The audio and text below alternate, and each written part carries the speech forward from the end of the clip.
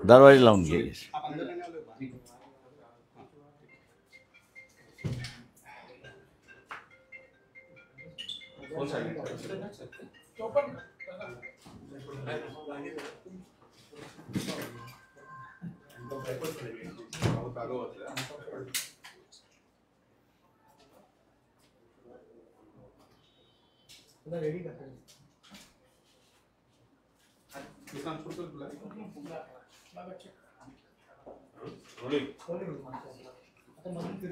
हा, वंचित बहुजन आघाडीच्या आजच्या या पत्रकार परिषदेमध्ये उपस्थित सर्व पत्रकार बंधू भगिनींचं मी पक्षाच्या वतीने हार्दिक स्वागत करतो.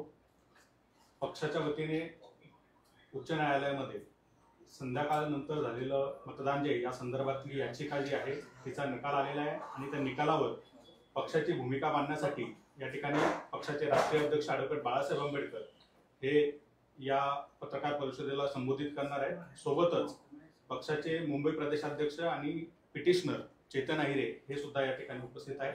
मी बाळासाहेबांना विनंती करतो की त्यांनी माध्यमांना संबोधित करावं. मुळात जे इलेक्शन पिटिशन चेतन अहिरे यांनी दाखल केलं होतं त्याच्यामधला सगळ्यात महत्त्वाचा मुद्दा हा होता की ज्याला इंग्रजीमध्ये आपण कंडक्ट असं म्हणतो, त्या कंडक्टच्या संदर्भात होता आणि त्याच्याचबरोबर हे इलेक्शन फ्री आणि फेअर झालं की नाही या तपासणीच्या संदर्भात होतं, अशी असणारी परिस्थिती आहे. हे पिटिशनमध्ये आम्ही असं म्हणालो होतो की फ्री आणि फेअर इलेक्शन झालेत, कायद्याने झालेलं आहे, नियमावलीने झालेलं आहे, हे माहिती घेण्यासाठी आम्ही दिल्लीमध्ये व्यंकट म्हणून आहेत, त्यांना RTI टाकायला सांगितला होता. त्यांच्या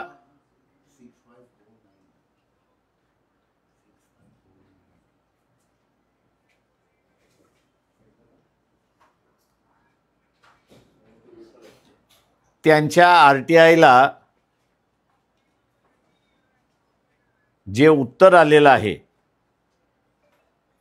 ते उत्तर असं आहे की आपण मागितलेली माहिती ही उपलब्ध नाही. जी माहिती मागितली होती ती म्हणजे एकदा वेळ संपल्यानंतर मतदान करायचं असेल तर स्लिप वाटल्या जातात. इलेक्शन कमिशनच्याच प्रेस नोटवरनं 6.80 एवढं मतदान झालेलं आहे. हे एवढं मतदान जे आहे ते 76 लाख मतदान होतं. तेव्हा त्या संदर्भातल्या स्लिप्स आहेत का ते सांगा. दुसरं जे आहे रिटर्निंग ऑफिसर आणि प्रिसाइडिंग ऑफिसर या दोघांना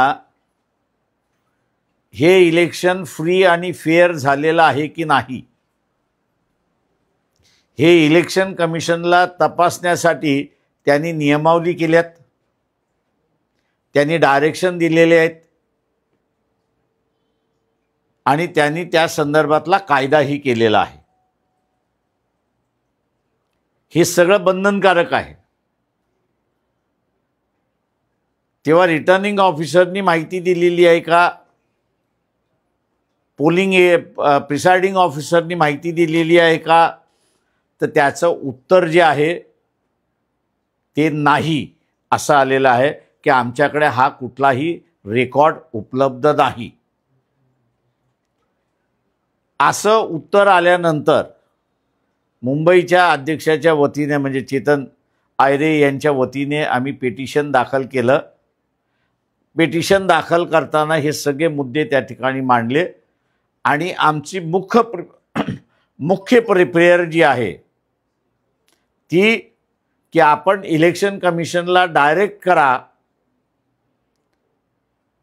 की जे कायदेशीर बंधनं आहेत की ज्याच्यामध्ये ॲनेक्शर 46, ॲनेक्शर 44, ॲनेक्शर 57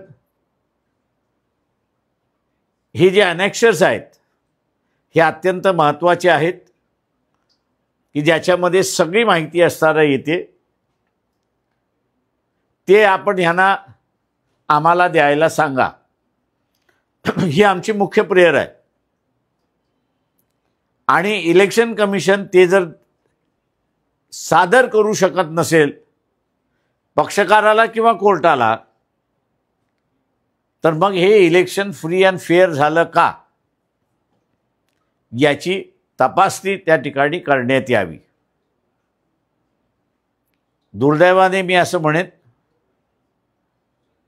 की आम्ही रिट पिटिशन जी दाखल केली म्हणजे ती रिट पिटिशन कंडक्टवरती होती, नियमाचं पालन झालं की नाही ह्याच्यावरती होती, संविधानिक तरतूद आहेत त्या पाळल्या गेल्या की नाही या संदर्भातली होती. परंतु कोर्टाने हिला इलेक्शन पिटिशन समजलं अशी असणारी परिस्थिती आहे आणि इलेक्शन पिटिशन समजून त्यांनी असणारा निकाल दिला अशी परिस्थिती आहे. आणि म्हणून त्यांच्या निकालामध्ये जो पहिला मुद्दा त्यांनी उपस्थित केला तो म्हणजे चेतन आयरे हे विक्रोळी मतदारसंघातले मतदार आहेत, ते महाराष्ट्राचं इलेक्शन कशा रीतीने चॅलेंज करू शकतात हा पहिला मुद्दा त्यांनी असणारा घेतला.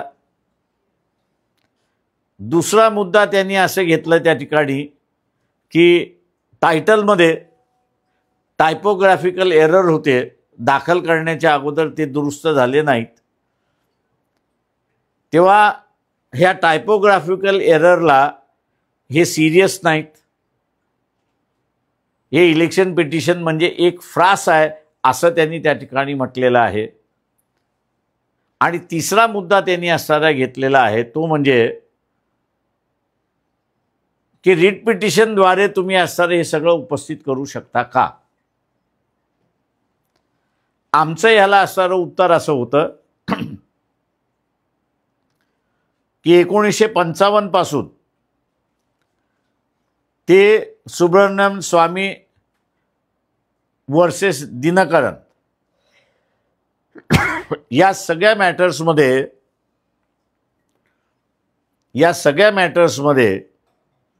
रिट पिटिशन जे आहे हे एंटरटेन केल्या जाऊ शकतं हा सुप्रीम कोर्टाचा असणारा निर्णय आहे. दुसरा मुद्दा आम्ही तिथे असणारा उपस्थित हा केला की चेतन आयरे हे एक पिटिशनर जरी असले तरी जे राज्य शासन आपण असणारा निर्माण केलेलं आहे इलेक्शन कंडक्ट करून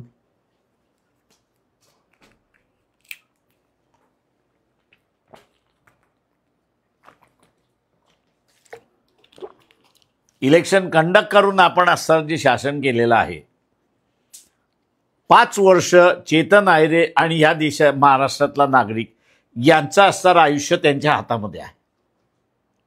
त्याच्यामुळे त्यांनी जो लोकस स्टँडीचा मुद्दा घेतला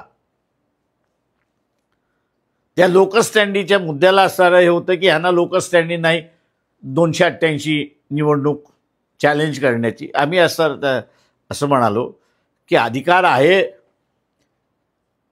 हा सुप्रीम कोर्टानेच त्या ठिकाणी असणारं हे केलेलं आहे आणि म्हणून धांदली झाली की नाही याचं आपण असणारं तपासण्यात यावं. पण दुर्दैवाने आम्ही इलेक्शन कमिशनचं प्रेस नोट सुद्धा आमच्या पिटिशनला जोडली. त्या जोडलेल्या पिटिशनवरनं आम्ही त्या जोडलेल्या प्रेस नोटवरनं 6.80 एवढं मतदान वेळ संपल्यानंतर झालेलं आहे हे इलेक्शन कमिशन मान्य करते. परंतु त्याच्याच बरोबर जे ॲनालिसिस आलं होतं त्याच्यानंतर लोकसत्तेमध्ये, त्या लोकसत्तेचा आर्टिकल आम्ही त्याला जोडलं होतं. जजमेंटमध्ये प्रेस नोटचा अजिबात उल्लेख नाही आहे, पण प्रेस नोटचं म्हणजे प्रेसमध्ये आलेली बातमी आहे किंवा ह्या प्रेसमधनं आलेल्या बातमीवरती आपण कशा रीतीने विश्वास ठेवू शकतो आणि त्याच्यामुळे पिटिशनमध्ये दम नाही असं त्यांनी त्याच्यामध्ये म्हटलेलं आहे.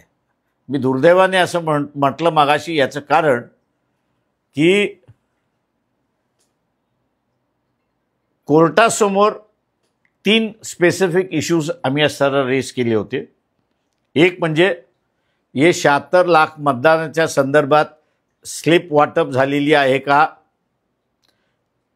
वेळ संपल्यानंतर स्लिप असेल तरच मतदान त्या ठिकाणी करता येतं, नाहीतर करता येत नाही. हे इलेक्शन कमिशनने कायद्याने केलेलं आहे. दुसरा मुद्दा आम्ही असताना त्या ठिकाणी उपस्थित हा केला होता की झालेलं मतदान आणि मोजलेलं मतदान 96 ठिकाणी जुळत नाही अशा असणाऱ्या बातम्या आहेत. RTI खाली आम्ही ती माहिती ज्यावेळेस विचारली त्यावेळेस ही माहिती आमच्याकडे उपलब्ध नाही असं इलेक्शन कमिशन त्या ठिकाणी म्हणत आहे. तेव्हा ही माहिती सुद्धा त्यांनी आम्हाला द्यावी आणि माहिती येत नसेल तर कोर्टाने मग एक्झामिन करावं आणि त्याच्यामध्ये रिप्रेझेंटेशन ऑफ पीपल्स ॲक्ट हा जो आहे 1951 सेक्शन 66 मध्ये असं नमूद करण्यात आलेलं आहे, पार्लमेंटने नमूद करण्यात आलेलं आहे की झालेलं मतदान हे 17C मध्ये येतं, त्या फॉर्मॅटमध्ये येतं आणि मोजताना त्या मशीनमधनं कमी अधिक मतदान आलं तर रिटर्निंग ऑफिसरची पहिली ड्युटी आहे की त्यांनी इलेक्शन कमिशनला कळवणं गरजेचं आहे आणि इलेक्शन कमिशनने डायरेक्शन दिल्यानंतर मगच निकाल डिक्लेअर करता येतो. त्याच्यामुळे कायदेशीर प्रश्न आम्ही असा विचारला होता की इलेक्शन कमिशनला न विचारता अशा मतदारसंघातली जाहीर झाला असेल तर हे कायद्याला धरून आहे का याच्या संदर्भातला निकाल आपण त्या ठिकाणी द्यावा. तिसरा मुद्दा जो होता आमच्या ह्या सगळ्या याच्यामध्ये की हे संविधानाला धरून इलेक्शन आहे का, नियमाला धरून इलेक्शन आहे का, आणि जे नियमावली पार्लमेंटने केलेली आहे आणि जे नियमावली इलेक्शन कमिशनने केलेली आहे ती पाळल्या गेली का आहे का याचा आपण सरळ तपास घ्यावा. पण ह्यापैकी कुठल्याही गोष्टी जजमेंटमध्ये त्या ठिकाणी नाही.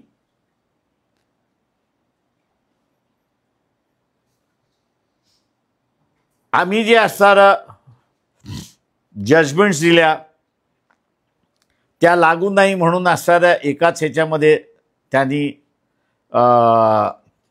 उडवून लावलं आणि या पिटिशनमध्ये दम नाही म्हणून त्यांनी रिजेक्ट करून टाकला अशी असणारी परिस्थिती आहे. पण रीट खाली हे प्रश्न उपस्थित करता येतात का हा जो महत्त्वाचा होता त्याचं त्यांनी उत्तरच त्या ठिकाणी दिलेलं नाही. माझं म्हणणं असं आहे त्याच्यामध्ये की या माहितीच्या अधिकाराखाली माहिती मिळते पण ती नाही मिळाली तर कोर्टामध्ये आपण असताना जातो आणि कोर्टाकडून ती असताना माहिती आपण त्या ठिकाणी मागतोय. दुर्दैवाने याचा परिणाम आता अनेक निर्णयावरती होण्याची शक्यता आहे आणि त्याच्याचबरोबर ज्याला कोणाला कोर्टामार्फत माहिती पाहिजे त्याला हे जजमेंट त्या ठिकाणी दाखवल्या जाईल आणि माहितीच्या अधिकाराला टाळं लावण्याचा कामकाज त्या ठिकाणी झालं आहे, अशी असणारी परिस्थिती आहे. दुसरं महत्त्वाचं याच्यामध्ये की इलेक्शन कमिशन ज्यावेळेस स्वतःहून म्हणतंय की बाबा 76 लाख मतं इलेक्शन नंतर झालेली आहे, म्हणजे वेळ झाल्यानंतर झालेली आहेत. कोर्टाची पहिल्यांदा ड्युटी आहे ते एक्झामिन करणं, ट्रायफल मॅटर्समध्ये न जाणं,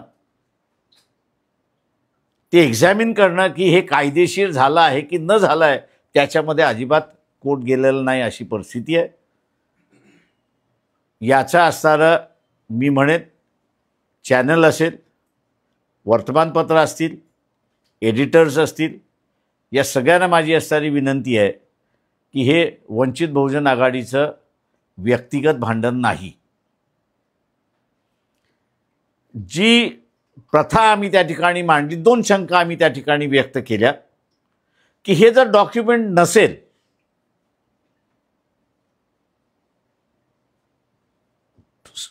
वेळ संपल्यानंतर जे मतदान झाले त्याच्या संदर्भात डॉक्युमेंट नसेल तर आम्ही 2 शंका तिथल्या असणाऱ्या व्यक्त केल्या. एक म्हणजे जे इलेक्शन कंडक्ट करत होते त्यांनीच वेळ संपल्यानंतर बटणं दाबायला सुरुवात केली नाही का? आता ही त्यांनी जी बटणं दाबायला सुरुवात केली ही त्यांनी स्वतःहून केली की इलेक्शन कमिशनच्या ऑफिसमधनं त्यांना निर्देश आले त्याच्यावरनं झालं? कुठल्याही तऱ्हेने असेल, ही प्रथा करप्ट आहे की करप्शन आहे की नाही, फ्रॉड आहे की नाही, इलिगल आहे की नाही, अनकॉन्स्टिट्युशनल आहे की नाही, याची तपासणी करा असं असताना आमचं कोर्टाला विनंती होती. परंतु याच्यापैकी कुठलीही गोष्ट त्या ठिकाणी केलेली नाही. याचाच अर्थ मी असताना मानतोय एकमेव माध्यम होतं. तिथं आम्हाला बरेच जजमेंटमध्ये सल्ले देण्यात आलेले आहेत की तुम्ही रिप्रेझेंटेशन कोणाला केलं नाहीत, तुम्ही सरकारला केलेलं नाही. जे काही कॉन्स्टिट्यूंट असेंब्लीमधला डिबेट आणि त्या एका जजमेंटमध्ये रिप्रोड्यूस केला होता तोही आम्ही असताना कोर्टासमोर वाचला की इलेक्शन हे फ्री अँड फेअर असल्या पाहिजेत. त्याच्यामध्ये इतर कोणी असणारा इंटरफिअरन्स करू नये म्हणून फंडामेंटल राईट्समधनं काढून आम्ही याचं वेगळं आर्टिकल मार्फत त्या ठिकाणी केलेलं आहे. त्याचं एकमेव कारण की ते इंडिपेंडंट इलेक्शन कमिशन असलं पाहिजे, त्याच्यावरती कोणाचंही बंधन असता कामा नये. त्या अर्थी जजमेंटमध्ये आम्ही गव्हर्नमेंटकडे गेलो नाही हे म्हणणं घटनेला धरून नाही अशी असणारी परिस्थिती आहे. आणि दुसऱ्या बाजूला की तुम्ही इलेक्शन कमिशनकडे रिप्रेझेंटेशन केलं नाही. आता ज्या अर्थी ते म्हणतात आहेत की आमच्याकडे रेकॉर्डच नाही असं लिहून दिल्यानंतर त्यांना रिप्रेझेंटेशन काय करायचं आम्ही? आणि रिप्रेझेंटेशन तुम्ही केलं नाही हा एक मुद्दा धरून पुन्हा असणारं पेटिशन रिजेक्ट करण्यात आले अशी परिस्थिती आहे. माझं आपलं सगळ्यांना म्हणजे इथल्या सगळ्या मीडियामधल्या लोकांना असणारं विनंती आहे की दिस इज अ बिगिनिंग की इलेक्शन प्रोसेसमधलं फ्रॉडलंट मेथड यूज करणं ह्याला अभय मिळालेला आहे. आणि तेव्हा अभय न राहता प्रोसेस कोर्टाने चेक केली पाहिजे असं आपल्याला, म्हणजे कोर्ट हे एकमेवच चेक आहे असं मी त्या ठिकाणी मानतोय. दुसरं कोणीच त्या ठिकाणी चेक नाही. त्याच्यामुळे हे चेक करणारं यंत्रणा हीच जर असणारं निष्कामी झाली असेल तर माझ्या अंदाजानं पुढच्या इलेक्शनबद्दल न बोललेलं बरं अशी असणारी परिस्थिती आहे. तेव्हा तेही मॅन्युप्युलेट होऊ शकतात अशी परिस्थिती आहे.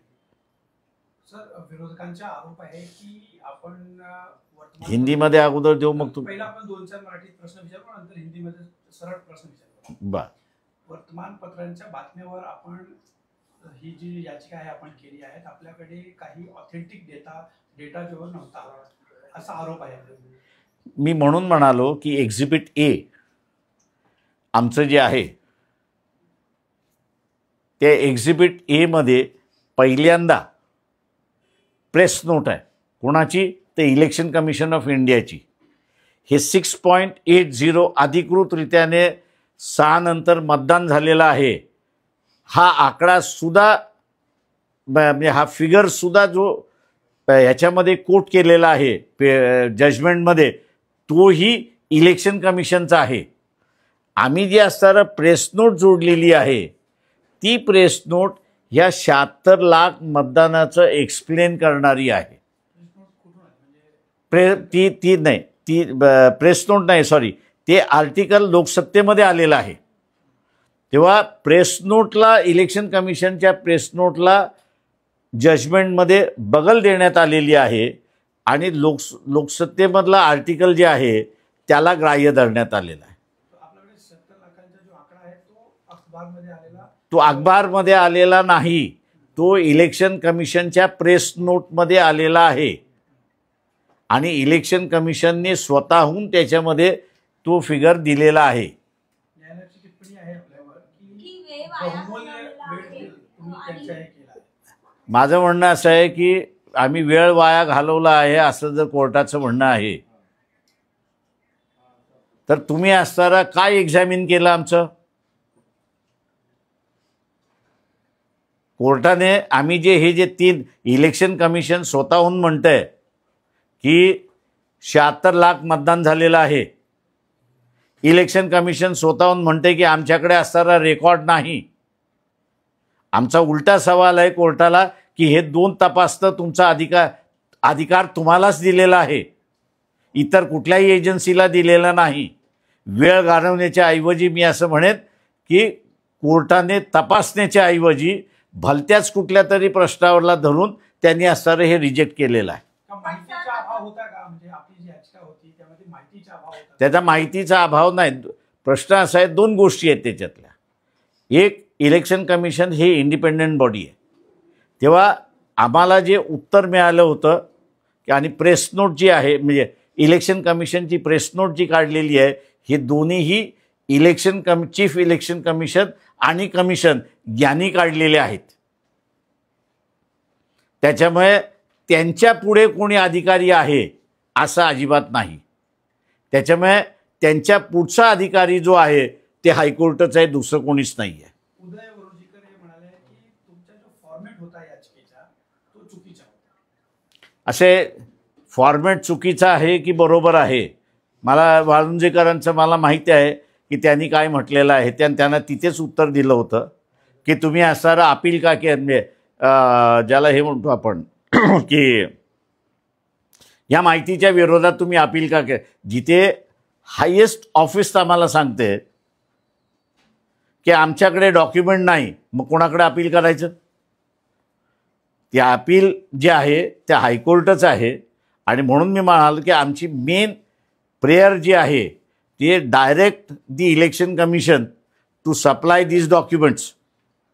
19 मतदानपेक्षामध्ये जास्त मतदान झालं मतदान यादीपेक्षा, याचा आधार काय होता? इलेक्शन कमिशनचाच रेकॉर्ड आहे. सर, आता तुम्ही पुढे काय करणार आहात? सुप्रीम कोर्टमध्ये तुम्ही अपील करणार आहात? दुसरा फोन घेतो.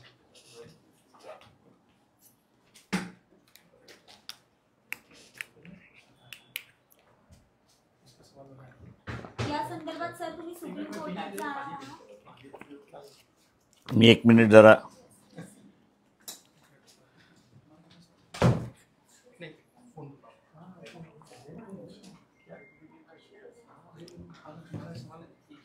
मी तुम्हाला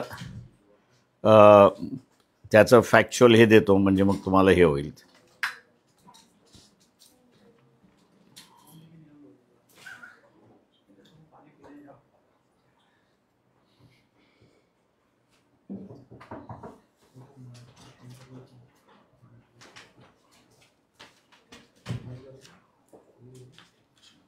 सोडून दे.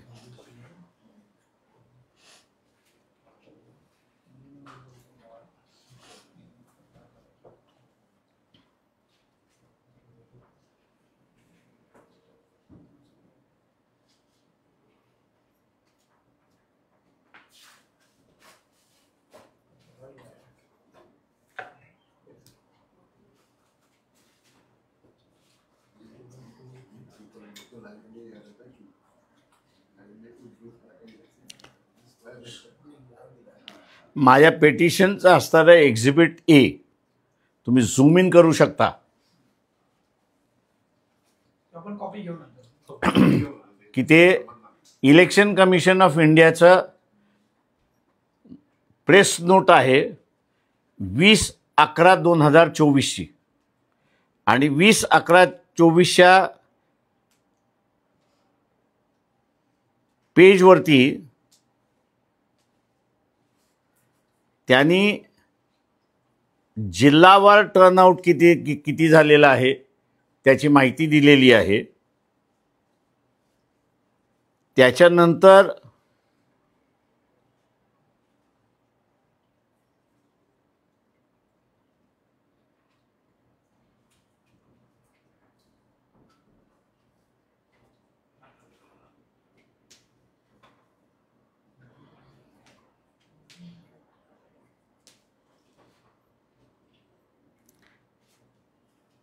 पाच नंतर मतदान ते शेवटी होईपर्यंत किती झालेलं आहे त्या कॉलममध्ये त्यांनी असताना दिलेलं आहे आणि त्याच्यामध्ये ते असताना म्हणतात आहेत की 6.80% मतदान हे 6 नंतर झालेलं आहे. त्याच्यामुळे इलेक्शन कमिशनचाच डॉक्युमेंट आम्ही असताना कोर्टापुढे प्रोड्यूस केलेला आहे, पण त्याच्यावरती कोर्ट रिअलाईज झालेला नाही. पण त्याच्या खाली आम्ही असताना जी प्रेस नोट म्हणजे आर्टिकल दिलेलं आहे तेही आपण बघू शकता. त्या 27 लाख मताचा उखल असं जे आहे ते जोडलेलं आहे. त्याला असणारं कोर्टाने महत्त्व देऊन निर्णय दिला असं आम्ही त्या ठिकाणी मानतो. सर एक मराठीचा प्रश्न की पुढे तुम्ही सुप्रीम कोर्टात जाणार आहात का? हो, आम्ही असणारं याच्यामध्ये सुप्रीम कोर्टामध्ये जाणार आहोत. त्याच्याचबरोबर असताना महाराष्ट्र बार काउन्सिल जे आहे त्या महाराष्ट्र बार काउन्सिलच्या अध्यक्षाला सुद्धा आम्ही भेटणार आहोत. त्या ह्याच्यामध्ये याचं कारण असं आहे की इलिगल गव्हर्नमेंट आला असेल आणि कोर्ट ॲक्शन करायला तयार नसेल तर ह्याच्यावरती पब्लिक डिबेट होणं हा सगळ्यात महत्त्वाचा आहे आणि ह्याला पब्लिक डोमेनमध्ये आणण्याचा आमचा पूर्णपणे प्रयत्न या ठिकाणी राहणार है. सर हिंदी में जानना चाहेंगे कि जिस तरह से आपके द्वारा दाखिल की गई याचिका को जो है मैं पहला बयान करूं बाद में आप पूछो. लाइन थोड़ी है। एक थोड़ा सा अच्छा ठीक है। देखिए ऐसा है हाँ कि जो याचिका हम लोग ने 76 लाख मतदान जो वक्त होने के बाद हुआ था उस पर हमने जाहिर की थी और जाहिर करने की जो बेसिक जो था वो ये था कि इलेक्शन कमीशन का आरटीआई में एक जवाब आया था कि भी हमारे पास किसी भी प्रकार का डॉक्यूमेंट नहीं है कि जो हम ये सिद्ध करते हैं कि 76 लाख वोटर है ये सही वोटर है. क्योंकि हम लोग ने उनका मांगा था क्योंकि जो कानून इलेक्शन कमीशन ने खुद बनाया है कि 6 के वक्त ख़त्म होने के बाद अगर वोटिंग करना है तो आखिरी आदमी जो है उसको पहला 1 देना है और जो पहला है उसको जो आखिरी नंबर है वो देना है. जिसके पास ये स्लिप होगा उसी को ही वक्त ख़त्म होने के बाद वोट करने का अधिकार है, नहीं तो नहीं है. तो इसके बारे में पहला पूछा गया था. दूसरा पूछा गया था कि काउंटिंग के वक्त कितने मतदार संघ में 17C फॉर्म है इसका इकट्ठा नहीं है, मतलब इक्वल नहीं है. काउंटिंग में ज़्यादा है या कम है या पोलिंग जिस दिन हुआ है उसका जो फॉर्म 17C है वो दोनों मैच नहीं हो रहा है. ये कितने कॉन्स्टिट्यूंसीज है उसकी जानकारी दीजिए. ये दोनों जानकारी जो है वो इलेक्शन कमीशन कह रहा है कि हमारे पास नहीं है और हमको मिली ही नहीं है. ऐसी एक परिस्थिति है. हमारी जो याचिका है वो ये कह रही है कि भैया ये रिकॉर्ड कंपलसरी है रखना, कानून के मुताबिक कंपलसरी है. अगर कानून के मुताबिक ये कंपलसरी रिकॉर्ड अगर नहीं रखा होगा तो क्या वक्त खत्म होने के बाद जो वोटिंग हुआ है ये सबसे बड़ा इलेक्शन फ्रॉड है क्या, गैर कानूनी है क्या, अनकॉन्स्टिट्यूशनल है क्या, इसका कोर्ट ने जांच करनी चाहिए। ऐसी हम लोग की याचिका यहाँ पर थी, लेकिन कोर्ट ने जो है इस याचिका के मुद्दों को अपने जजमेंट में चर्चा में कहीं लाया नहीं है, और जो चीज़ें छोटी मोटी है, गलतियां होती रहती है पिटीशन दाखिल करते समय, तो उन छोटी मोटी गलतियों को उन्होंने बड़ी गलती कहा और कहा कि नहीं ये पिटीशन हम लोग रिजेक्ट करते हैं क्योंकि इससे कोई मतलब नहीं है, और ये कह दिया कि भैया अधिकार नहीं है।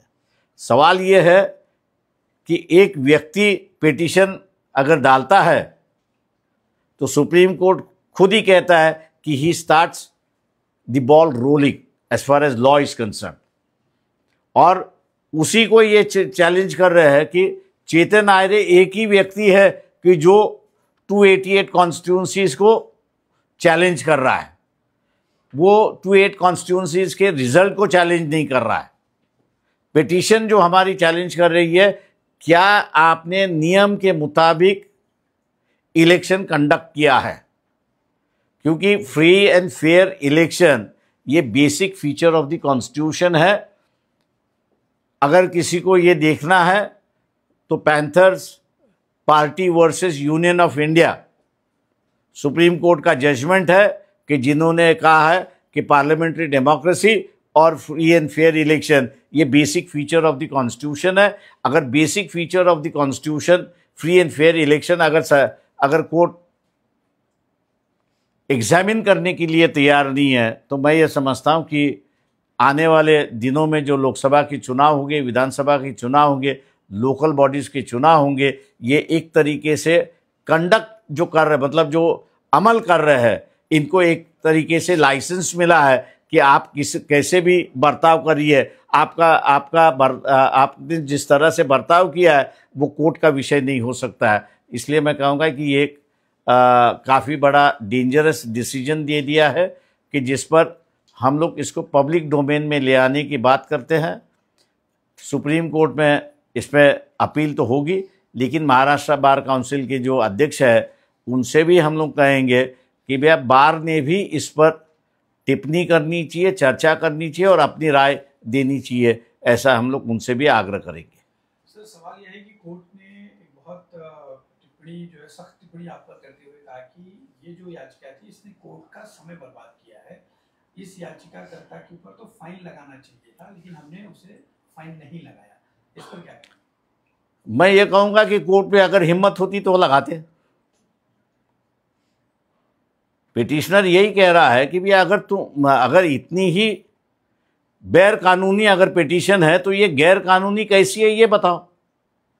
जब इलेक्शन कमीशन खुद ही कह रहा है कि भैया वक्त होने के बाद 76 लाख मतदान हो गया है, इलेक्शन कमीशन खुद कह रहा है कि भैया खुद कह रहा है कि हमारे पास डॉक्यूमेंट नहीं है जो रखने चाहिए, और इसको अगर आप कहेंगे कि फ्रीवलेस पिटीशन है, तो मैं यही कहूँगा कि जो चोरी हुई है, ये जजमेंट जो है उन चोरों को जो है पनाह दे रही है।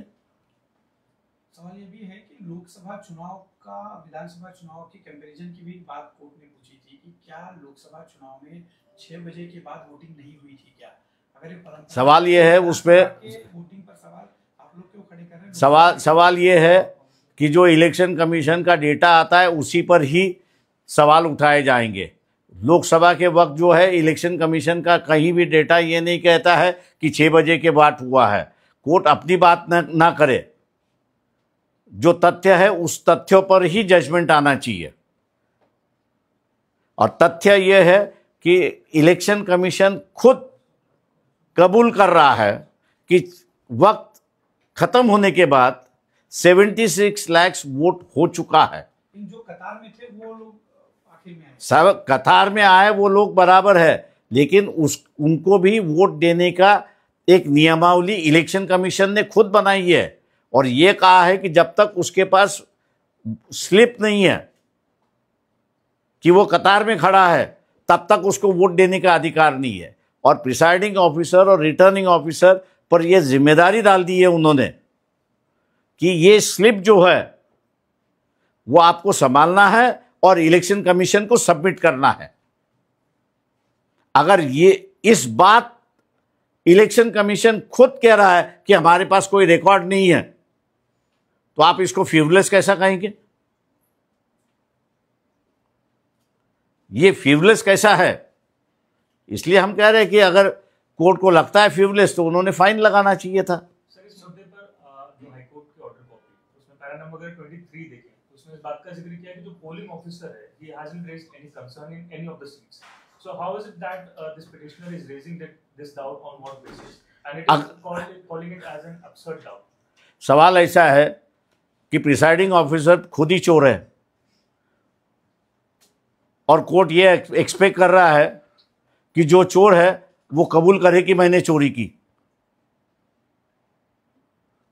सवाल यह है कि उसका 6 बजे के बाद का रिकॉर्ड जो कानूनी तौर से उसने रखना चाहिए और इलेक्शन कमीशन को सबमिट करना चाहिए, ताकि इलेक्शन कमीशन अपने आप को सेटिस्फाई करे कि हाँ कि लाइन में लोग थे, और उस अपने आप को सेटिस्फाई करने के लिए उसने कानून बनाया कि आपको स्लिप बांटने होंगे।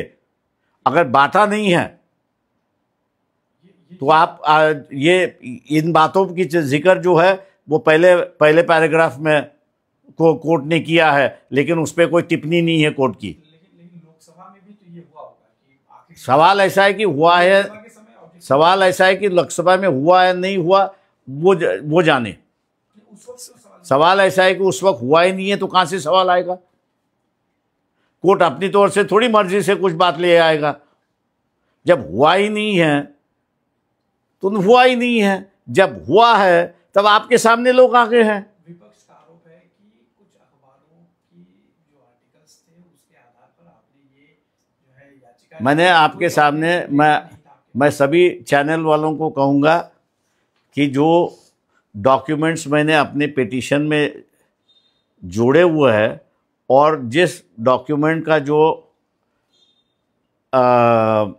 एक कॉपी मैंने आप लोगों को भेजी है, उसमें से 24/11 मेरे ख्याल से प्रेस नोट इलेक्शन कमीशन की है, वो हमारी प्रेस नोट नहीं है, वो इलेक्शन कमीशन की प्रेस नोट है। वो है 20/11/2024 की, और district wise appropriate voters turnout in Maharashtra at 11:30 PM तक, उसका विवरण उन्होंने ही दिया है और ये हमारे पिटीशन को ज्वाइन है। तो आप कैसे कह सकते हो कि भी हमने अखबारों का जो एनालिसिस आया है वो एनालिसिस हमने जोड़ा है? क्या कुछ कमी रह गई कोर्ट में आपकी बातें रखने में? कुछ सबूतों मैं सवाल यह है, अगर कोर्ट हमने जो मुद्दे उठाए उसको अगर एग्जामिन करता तो आप कह सकते हो कि कमी है, लेकिन जिस मुद्दों को हमने उठाया कि ये 46 लाख वोटर की स्लीपर वोटिंग स्लिप है क्या, आप इनसे पूछिए। जिन वोटों के अंदर डिफरेंसेस आया है फॉर्म 17C और काउंटिंग के वक्त, कानून ही कह रहा है कि you have to refer the matter to the election commission. आपने और इसका जवाब हमको क्या मिला है कि हमारे पास डेटा नहीं है। अगला कदम क्या होगा? हम जो है अभी मैंने जैसे कहा कि हम लोग सुप्रीम कोर्ट तो जाएंगे इस मामले में, लेकिन ये इशू हम लोग पब्लिक डोमेन में ले आएंगे, क्योंकि ये जजमेंट जो है, जो अधिकारी इलेक्शन कंडक्ट करता है उसके पूरी लाइसेंस मिली है कि वो जैसे चाहे वैसे कंडक्ट करे, कानून की कोई पाबंदी उस पर लगेगी नहीं। ये जो अहम मुद्दा उसमें उभर के आया हुआ है, ये मेरे ख्याल से हम लोग पब्लिक डोमेन में ले जाएंगे और सुप्रीम कोर्ट भी ले जाएंगे। सर जब इलेक्शन होता है तो सर जब तक काउंटिंग खत्म नहीं होती है तब तक सभी पार्टियों के जो पोलिंग एजेंट है वहाँ मौजूद होते हैं और उनके सामने जो है काउंटिंग के बाद वोटिंग परसेंटेज हर चीज साइन करने के बाद वहाँ पे सील लगती है तो उसमें उनका साइन होता है। ये सारी जो प्रोसीजर है ये आखिरी तक होता है, उसका तो स्ट्रांग रूम में जाता है, तो उसे कैसे देखते हैं? देखिए, मैं पहले ही मैं आप लोगों को बता दिया हूँ कि इलेक्शन कमीशन के नियम और पार्लियामेंट्री एक्ट के जो नियम है, या एक्ट पार्लियामेंट जो एक्ट बना है उसके दो है। एक, इलेक्शन कमीशन और कैंडिडेट इनके रिश्तेदारों की बात है, और दूसरा इलेक्शन कमीशन और जो इलेक्शन कंडक्ट करते हैं अधिकारी है, पोलिंग प्रिसाइडिंग ऑफिसर और रिटर्निंग ऑफिसर, इनका एक कानून बना है। हमारी जो पिटीशन है वो चेतन आहिरे की जो पिटीशन है, ये चेतन आहिरे की पिटीशन इलेक्शन कमीशन और polling officer end presiding officer, इनका रिश्ता जो है और इनका रिश्ता जिस कानून से बंधा हुआ है उसको चैलेंज लेके है कि भैया ये अगर नहीं हुआ है तो इलेक्शन कमीशन कैसे समझ सकता है कि ये फ्री एंड फेयर इलेक्शन हुआ है, अनमैनेज्ड इलेक्शन हुआ है, मैनिपुलेटेड नहीं हुआ है इसमें। तो इसलिए दो दस्तावेज, रिटर्निंग ऑफिसर और पोलिंग ऑफिसर को इलेक्शन कमीशन को सबमिट किया है, वो अगर उसने सबमिट नहीं किया है तो हमने कोर्ट से ये पूछा है कि what does it amounts to, इसका मतलब क्या निकलता है, आप बताइए। सर, कांग्रेस के इंडिया गठबंधन के लोगों ने भी इस मुद्दे को 2010 से उठाया, लेकिन उठाने के बावजूद वो लोग कोर्ट नहीं गए। सवाल ऐसा है कि हम लोग, क्योंकि मैंने जैसे कहा कि इलेक्शन का मामला, मेथोडोलॉजी का मामला, फ्रॉड का मामला अगर आपको उठाना है तो संविधान के अंदर एक ही फोरम है और वो कोर्ट है, और किसी एजेंसी, चाहे स्टेट गवर्नमेंट हो, सेंट्रल गवर्नमेंट हो या और कोई भी हो, ये इलेक्शन कमीशन उनसे ऊपर है और उनके पाबंद में नहीं है। इसलिए इलेक्शन कमीशन को सब्जेक्टिव किया है, वो कोर्ट को ही सब्जेक्टिव किया है, और कोर्ट को सब्जेक्टिव करने की वजह से हम लोग ने जो है वो पिटीशन कोर्ट में ही दाखिल किया है। सर, इस कोर्ट ऑर्डर पे एक पैराग्राफ ये भी जिक्र कर रहा है कि कैसे जो पिटीशन है कहीं न कहीं प्योरिटी ऑफ इलेक्शन प्रोसेस के ऊपर डाउट रेज कर रही है। सही है वो, एंड इन पर्टिकुलरली ईवीएम को लेकर सवाल आपने खड़े किए। मैंने वहाँ पर कोर्ट के सामने ईवीएम का नहीं, ईवीएम का मामला हम लोग ने खाली दर्ज किया था, और मैंने ये कहा था, कोर्ट को ये बता दिया कि खुद ही पार्लियामेंट जो कानून बनाया है उसमें 56D रूल्स में 56D, अगर मेरी याददाश्त अगर सही है तो उसमें ये कहता है कि अगर ईवीएम के वोट काउंटिंग और वीएपी के मतलब पेपर ट्रेल के भी वोटिंग अगर काउंट होते हैं, अगर दोनों टैली नहीं होते हैं तो पार्लियामेंट खुद कह रहा है कि पेपर ट्रेल के जो वोट है that will be the correct vote. Sir, इसके पहले भी सर एक मामला गया था इसी कोर्ट में वीवीपैट को लेकर, काउंटिंग को लेकर, और बाद में सुप्रीम कोर्ट के आदेश पे वो जो है काउंटिंग हुई, और काउंटिंग जो है 100% सही पाई गई थी वीवीपैट का जो मामला था उसमें। मैं आपसे कह रहा हूं कि पार्लियामेंट ने ईवीएम पर उतना विश्वास नहीं रखा है जितना विश्वास उन्होंने जो है वीवीपैट पे रखा है। और शायद आप जिस मामले को कह रहे हो वो सभी ईवीएम का मामला नहीं था, जो 5-5 कोर्ट के थे वो थे उसमें। सर,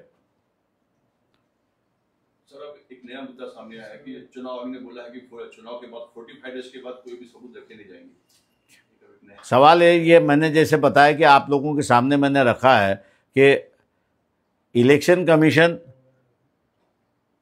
और कंडक्टिंग अधिकारी जो है, इनमें धांधली हुई या कैसे धांधली हुई, इसको देखने के लिए जो रिकॉर्ड है वो रिकॉर्ड मेरे ख्याल से बचा के रखना चाहिए जब तक कोर्ट का समय ख़त्म नहीं होता है तब तक। अब कोर्ट का समय 2 है, एक जो है वो 45 दिन के अंदर आपको इलेक्शन पिटीशन दाखिल करना है, और दूसरा तमाम है कि रिट पिटीशंस के अंदर आप इसको दाखिल कर सकते हो। तो ये कहूँगा 5 साल के लिए ये रिकॉर्ड वैसे की वैसे रहना चाहिए। सर देखिए, आप बार बार ये सवाल कर रहे हैं कि कोर्ट ने जो हमारी रिक्वेस्ट है उसे ठीक से साथ पढ़ा नहीं, इसलिए शायद उन्होंने अपने ऑर्डर कॉपी में इस बात का जिक्र किया कि हमने न्यूज़ आर्टिकल के बेसिस पर सवाल ने उसका जिक्र हुआ है और कोर्ट ने अपने खुद के 5th, 6th और 7th अगर ये पैराग्राफ है उसमें उन्होंने उसको नमूद भी किया है कि there is 6.80 additional voting after 5 o'clock है। तो आप कैसा कह सकते हो? वो they are contradicting, the judgement is contradicting itself. because we are speaking of Bombay High Court, highest body of the state. So आपको लग रहा है कि ignorance है क्या, मतलब कैसे? देख, मैं उस पर व्यक्तिगत टिप्पणी नहीं करता हूँ। मैं खाली जजमेंट में आए हुए 2 इश्यूज जो है कि एक इशू में जो है एक पैराग्राफ में जो है वो इलेक्शन कमीशन के 6.80 जो है उसको मेंशन करता है और दूसरी तरफ जो है रिजेक्ट करते समय भैया ये प्रेस न्यूज़ है इसलिए रिजेक्ट कर देता है। जो कॉन्ट्रडिक्शन है जजमेंट में मैंने आपके सामने लिया है। Thank you. चलिए बैठे रहिए आगे, आप उधर ही बैठे रहिए।